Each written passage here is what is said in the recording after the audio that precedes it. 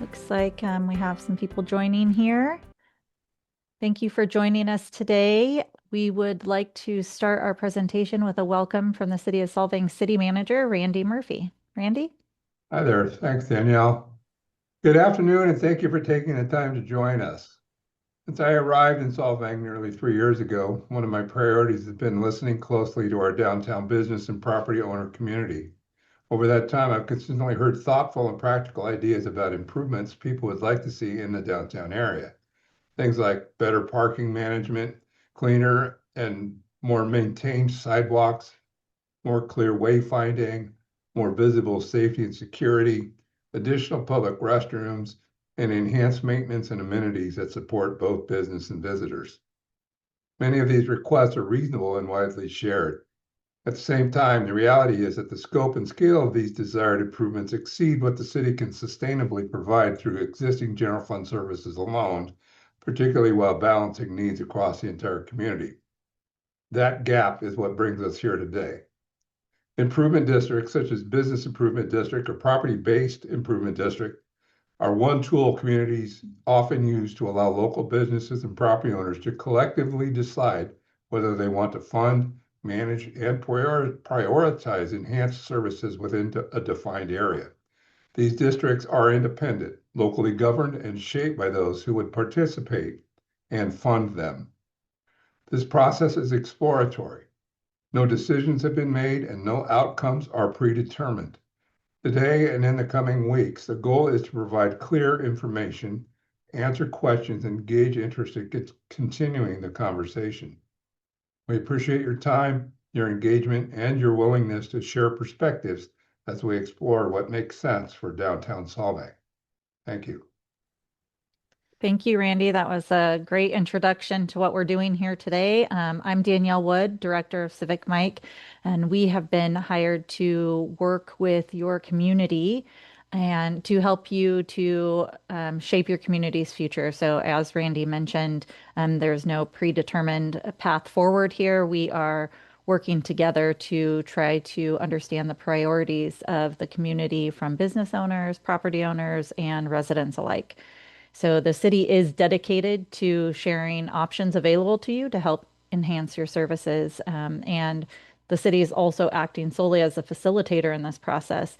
They're striving to ensure that your voice is being heard. So with that, today's meeting is going to be recorded. It will be shared on civicmic.com/solving. So if you know someone who would like to attend today but wasn't able to, let them know that they can view the video there, as well as, you can go back. The slides will be available and you can watch the presentation again. That'll be up probably tomorrow around this time. So to respect everyone's time today, we're going to try and keep the meeting to under an hour. And we will be going over some survey results, answering questions for you, and then also talking about the options that you have for funding some of these improvements. So we ask that everyone remain on mute during the remainder of the presentation, and that you hold your questions till the end. Go ahead and write them down. We will cover how we'll go through asking questions from this group, from those on the phone and those that are on video as well. We also want to make sure that we protect everyone from any foul language or personal attacks. We encourage everyone to participate in this process. So if we do see any of that as we get to the questions, we may ask you to move to a private waiting room to cool off. We're not anticipating any of that happening, but we just want to let you know that that is our meeting protocol. So with that, our agenda is to start with the project funding details and formation process that will be presented to you by Nick Dayhoff of NBS, and he'll go over some options we have. Nick. Thank you, Danielle. Good afternoon, everybody. My name is Nick Dayhoff with NBS. I am a senior consultant at our firm, and today I will be going over kind of a general guide or idea of what a PBID is and what it can fund and the process to form a PBID. So, a Property and Business Improvement District, or PBID, is a special assessment district that provides for the levy and the collection of assessments on properties within a geographically defined area. assessment revenue from the benefiting properties, pay the costs associated with those improvements, maintenance, and activities that will be provided to such area. And the law that governs the PBIDs is the PBID, or the Property and Business Improvement District Law of 1994. One important thing about a PBID is that an owners association administers the PBID that's established under the law. And that owners association is a private nonprofit entity that is under contract with the city to administer or implement the services and activities specified under the management district plan. So a PBID is fundamentally a self-help tool for property owners and business owners. It allows a district to pool resources and invest improvements that cities often cannot afford to fund at the desired level. And unlike taxes, PBID assessments must directly correlate to special benefits received by each parcel. This creates a transparent and accountable funding structure.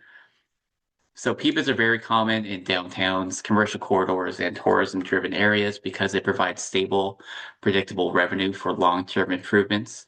And importantly, again, PBIDs are not controlled by the city. They are governed by an owners association, giving property owners or business owners direct influence over the spending and priorities of the district.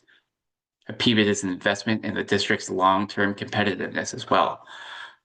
This framework creates a united voice for the district, strengthening advocacy with city and the other agencies that might be involved.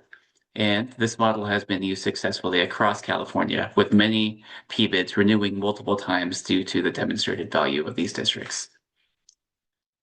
So on this slide here shows the list of activities and improvements that are authorized under the PBID law of 1994.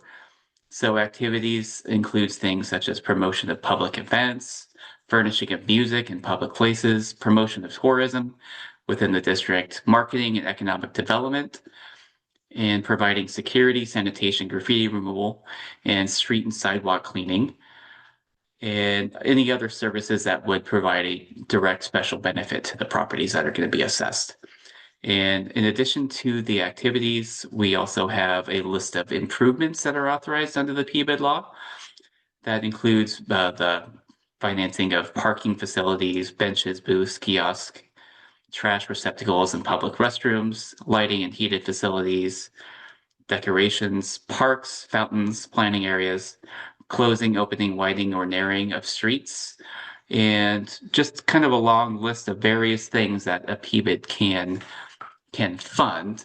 So the activities are designed to enhance the economic vitality of the district.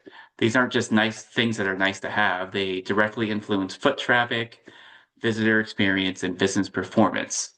Marketing and tourism promotion help to create a unified district, and something that individual businesses can't achieve alone generally. And supplemental services like security, cleaning, graffiti removal address quality of life issues that directly affect property values and business success. The most common activities that we've seen in the bids that we've worked on throughout the state are marketing, security, and cleaning services. As far as the improvements go, capital improvements can create long-lasting physical enhancements that shape the district's identity and usability. Streetscape improvements like benches, lighting, pedestrian amenities signal investment and safety, encouraging longer visits and higher spending. Infrastructure upgrades like parking facilities or pedestrian plazas can unlock new economic activity, if that's something that the steering committee would be interested in. Next slide, please. So now that we know what a PBID is and the things that could be funded via a PBID, I'd like to go over the formation process. So the formation process is intentionally rigorous to ensure fairness, transparency, and legal defensibility. We've highlighted 7 distinct phases here, and the process I will outline today assumes assessments will be levied against property owners on the property tax roll. There's also an option to levy assessments against business owners via the city's business licenses, and that process is only slightly different. Next slide, please. So the first phase of the formation process, kind of where we are now, is the data gathering phase. This phase is about understanding the district's current conditions and future potential. We want to know what the area involved might be. We want to get a look at what the property characteristics of the property within the districts are. Those kind of help determine a fair and legally defensible assessment methodology. So some of those property characteristics that would help us determine an assessment would be things like the frontage of a property along a street that's being maintained, the size of the property, the use, and the location of the property. The early conversations with stakeholders will help identify the priorities and build trust with the community. And this also includes understanding the city's existing baseline level of service so that PBID services can be clearly defined as supplemental and not duplicative. Next slide, please.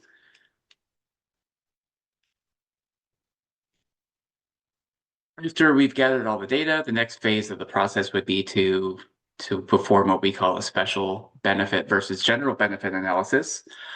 This is one of the most legally critical components of the PBID formation.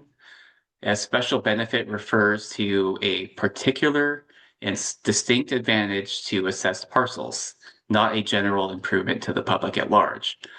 Courts have reinforced that PBIDs must quantify general benefits and remove them from the assessment budget to ensure compliance with Proposition 218.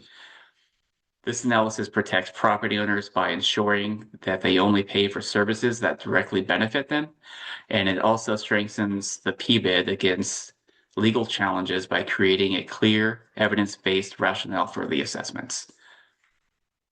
Next slide, please.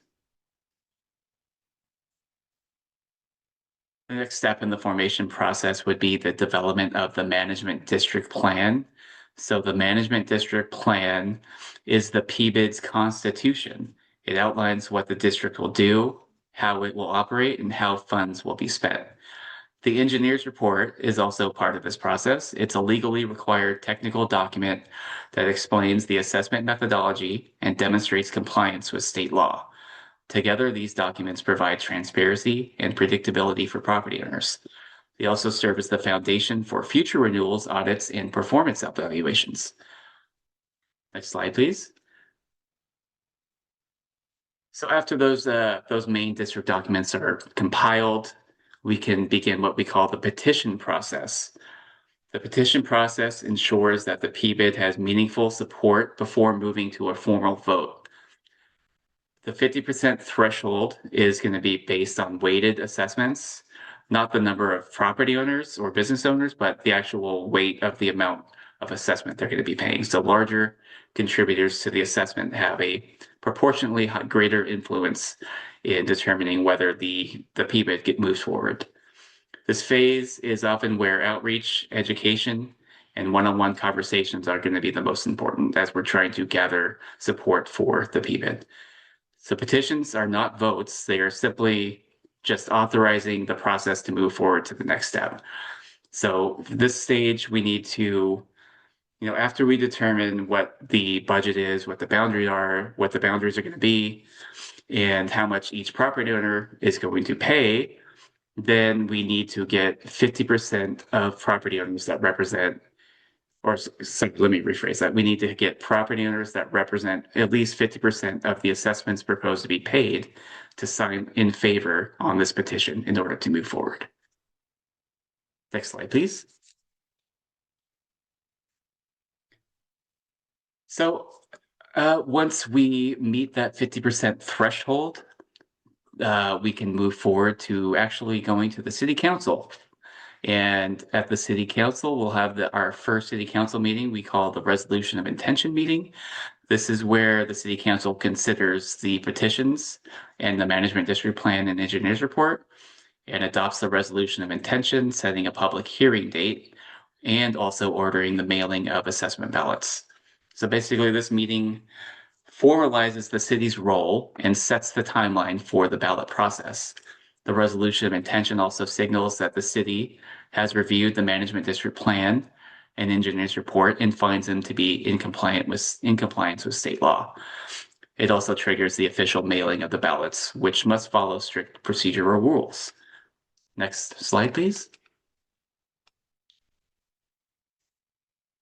So in the assessment ballot phase, ballots must be mailed at least 45 days prior to the public hearing date, and all property owners proposed to be assessed will be mailed a ballot. Ballots are weighted by the amount of the proposed assessment again, ensuring proportional representation. Property owners will have at least 45 days to review materials, ask questions, and submit their ballots back to the city. Transparency here is key, and owners must understand what they are voting on, how assessments are calculated, and what benefits they will receive. And that will all be included as part of our ballot package that will go out. Next slide, please. So the second council meeting date is the public hearing and the ballot tabulation and the adoption of a resolution of formation if the ballot process has been successful. So on that date, a public hearing will be held. After that, the city will tabulate the ballots, and if more than 50% of the proposed weighted assessments on ballots returned are in favor, the city council may adopt the resolution of formation. So the public hearing allows property owners to express support or concerns on the record.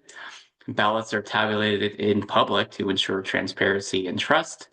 And again, if more than 50% of the weighted ballots are returned in favor, the PBID is essentially formed. The city council may adopt the resolution of formation. Once formed, the PBID becomes a stable, multi-year funding mechanism for the desired improvements and services. Next slide, please.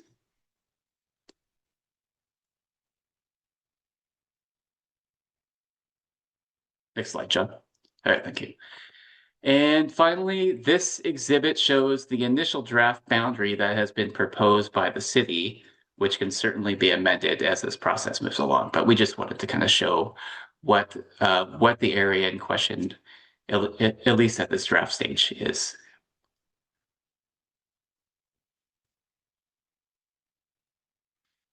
And that is all I have for the formation process. So I believe now we'll move on to open forum questions. Thank you, Nick, for your presentation. I think we're going to go ahead and show the survey results quickly before we jump to questions, just so everyone can get a perspective on what the community is saying so far. I know Nick covered a lot of information. If PBIDs or bids are new to you, it may be a bit overwhelming, but that's okay. Like I said, you can go back to civicmic.com/Solvang starting tomorrow, watch this over, and I'm going to go through these quickly and then we can answer any questions that you may have. So our current survey results are showing we have about right around 50 responses so far. And what we're seeing here, you can see we've separated business owners, property owners, and then combined, there are a lot of individuals who are residents and business owners and property owners. So that's the gray there, the biggest bucket that you can see. Business owners are represented by the blue and property owners are represented by the green. But across the board, it's very consistent. The responses that we're receiving that traffic and parking issues seem to be the number one issue facing the downtown community from the survey takers. Then we're showing there just because there's a lot of items in the other bucket. So we wanted to show that it's significant that there are kind of a range of things that people are bringing up. And that's okay because through funding of this type of district, a PBID or a bid, there's a number. You saw the long list that Nick shared of items that can be covered. And it's really the committee's responsibility on an annual basis to determine where those funds are spent. So that's all part of this process. But crowds and sidewalk congestion, homelessness, and then inadequate public restrooms are all the top issues that we're showing from the survey results that we've received so far. Next slide, John. That's supported by seeing here where you're most dissatisfied to most satisfied. So when you look at the dissatisfied, it's the parking availability and the flow of of individuals through the community, public restrooms, parking enforcement, all of the things that we saw on the other slide. We like to ask similar questions just to make sure that they're consistent, and as you can see, they are here. And then the final slide that we have for the survey results here shows your top improvement priorities. So again, we have the parking there as the second one, parking regulation and enforcement, but we also have marketing and business support, which we saw a lot of comments of individuals saying that they would like more support in bringing people to the community. Beautification and landscaping is listed there, street and sidewalk cleaning, and power washing, and then the music throughout, and additional public restrooms. That's kind of those there. And then we start to trend down a little bit, but those are the top main priorities that we're consistently seeing across all survey takers. So we have the survey open on civicmic.com/Solvang. Will be open until February 9th. So if you have not taken the survey, please go and take the survey and then share it with your neighbors, business owners, property owners, community members, so we can get a really good perspective on what improvements and services the community is looking for. So with that, we will go ahead and move into questions. If you have a question, you can go ahead and take yourself off mute, and I will just call on you or say your name when you take yourself off mute, and then we can answer any questions you may have. Okay. Doesn't look like anyone is taking themselves off mute to ask a question. So that's okay. You can submit questions at the CivicMic webpage. There's a place to submit your questions there. You can, once you do that, we will respond to you. And if it's a question that we're receiving multiple times, or we feel like it is something that that's significant enough to share with the entire community, we'll post the updates to that page. There will be a frequently asked questions section at the bottom of the page where we continue to add questions and answers there, as well as a timeline to show you what it looks like the next steps in this process. So right now, as Nick discussed, we're gathering information. Once the survey closes, we will meet with the city and major stakeholders to go over those results. Again, the survey is closing on 2/9. Then with those results, we will come up with preliminary budget numbers and create some preliminary assessment amounts based on the information that we've received. So to keep up to date with that process, if you haven't signed up for updates on our webpage, you can go to, there's a section at the bottom that says sign up for updates. Put your email address, name, and information there. You don't have to put your address, your physical address or site address, but if you'd like to, it just gives us more information to determine who you are, and but that's not required. And then you will receive, anytime we put an update to the web page, about once a week, you'll receive an update to what has been shared, a change to the timeline or a post about next steps. We plan to have a community meeting in person towards the end of February or beginning of March, likely probably closer to the beginning of March, but we will share all of that information on the web page, as well as sending out a mailing to let you know. That's where we will again highlight just where we're at in the next step of the process. So what we've heard from the community, and the budgets that the city was able to create along with steering committee members or major stakeholders, the budgets that we were able to create from the priority list, and then what that looks like if we were to move forward to the petition process. So here's my contact information. There's the website there, my phone number, 1-800-676-7516. You can also reach Nick at that number. But we're open for anyone to reach out with questions.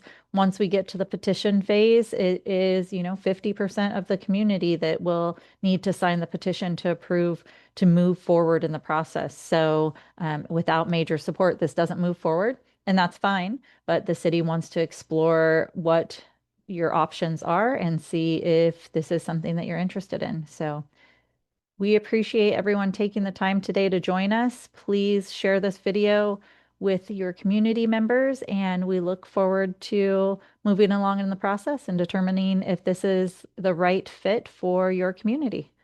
So again, thank you all for joining us, and the video will be up tomorrow. Have a good rest of your day. Bye. Thank you.